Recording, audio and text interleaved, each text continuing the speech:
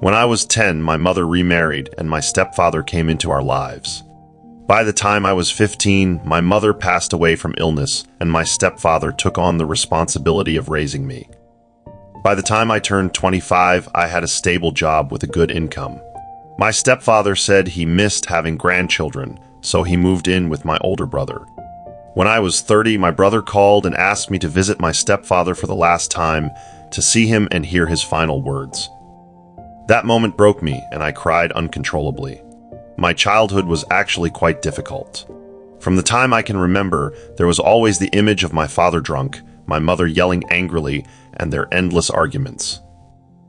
When I was 7, my mother, tired of living in such despair, divorced my father and took me with her. From that point on, my world only had my mother in it. It wasn't easy for my mother to raise me on her own. She had to work hard to make a living and send me to school. To improve our lives, she worked up to 3 jobs a day, often staying up late into the night. I felt so sorry for her, but she would always say as long as I was by her side, she didn't mind the hardships. My mother met my stepfather at work. He was 10 years older than her, and his son was already in college. He said he was moved by my mother's hard work and kindness. He admired her courage, raising a child and getting a divorce without ever complaining. My stepfather was very considerate of my mother and kind to me. He often bought me toys and treats, and on weekends he would take me out for fun. One day, my mother carefully asked me if I would be okay with him becoming my father. In my memory, my real father was always cold, scolding me and getting frustrated with me. But my stepfather showed me what fatherly love was, how warm and comforting it could be. On my 10th birthday, my stepfather joined my mother to celebrate with me. I said to my mother, "You should be with him. I like him. I want him to be my dad." Then I said to my stepfather, "My mom is so good and so hardworking. You have to take care of her and protect her." He patted my head and said, "All right, we'll protect her together." After my mother remarried, her smile became more frequent and her health improved. I thought our lives would always be sweet and happy, but a bigger blow was waiting for us.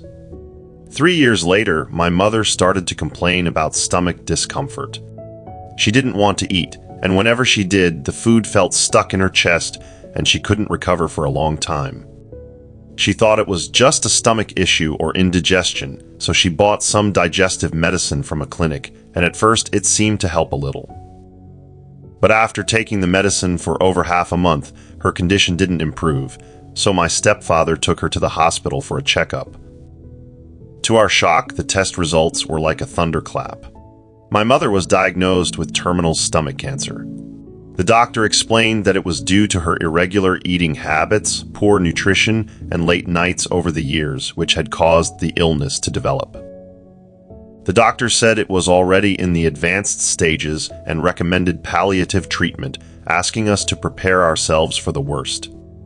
Less than half a year later, my mother passed away. My stepfather said to me, "Even though your mother is no longer here, I am still your father. Don't overthink it. Focus on your studies. Everything else will remain the same." I understood their struggles and was especially grateful for my stepfather's care. I secretly vowed to work hard in my studies and repay him in the future. I threw myself into my studies even more. Hard work pays off, and I was admitted to a good university, choosing a major I was passionate about. After graduation, I got a job at a prestigious company with a high salary and great career prospects. I told my stepfather, "You don't have to work so hard anymore. I can earn money now. You can relax, go for walks, and take it easy."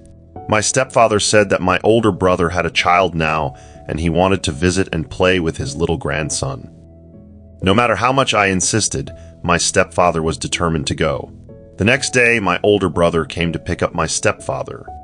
When he left, my older brother told me to focus on my work and not worry about my stepfather. He would take good care of him. I could visit whenever I had time. I always felt guilty toward my older brother, thinking I had taken away some of the love and care that should have gone to him. But my older brother was always kind to me, even saying that by being with my stepfather, I made his life more fulfilling. I told my older brother that to show my respect for my stepfather, I would send him 2,000 yuan every month. My older brother and stepfather both refused at first, but I said, If you don't accept it, then I'll stop being considered his son. My stepfather was there at my wedding and witnessed the birth of my child. Seeing the three of us together, he said that he could finally rest in peace, knowing I was doing well. Then one evening, my older brother suddenly called, urgently saying, "Dad is dying. Come see him one last time." I was stunned. My wife reminded me, and I quickly handed the baby over to my mother-in-law, then drove straight to my older brother's house. When I arrived, my stepfather was lying in bed, his face pale and yellow. When he saw me, he smiled and said, "I'm so glad you could come to see me. I didn't take good care of your mother, but now I can go find her in peace." Hearing his words, I collapsed at his bedside and cried. I realized how careless I had been, not noticing that something was wrong with his health. My older brother said that my stepfather had been sick for 2 years, but he didn't want to tell me because he didn't want to worry me. Over the years, my stepfather truly treated me as his own son.